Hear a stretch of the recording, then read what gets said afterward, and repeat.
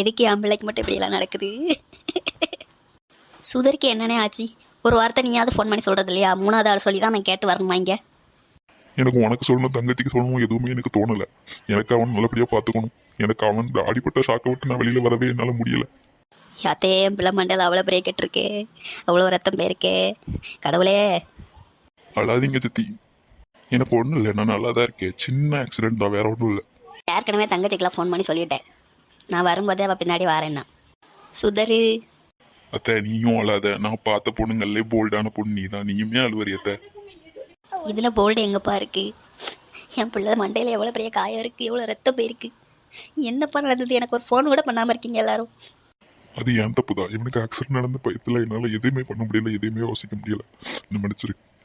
என்னவோ இவ்வளோ பேர் இருக்கோன்னு இருக்கீங்க, ஆனால் யாரும் சப்போர்ட் இல்லாமல் இருந்திருக்கேனே. என்ன ஆச்சு? நீங்கள் எப்பவும் டிராஃபிக் ரூல்ஸ்லாம் ஃபாலோ பண்ணி தானே போவீங்க, உங்களுக்கு எப்படி ஆக்சிடென்ட் ஆச்சு? நந்து நீயுமா?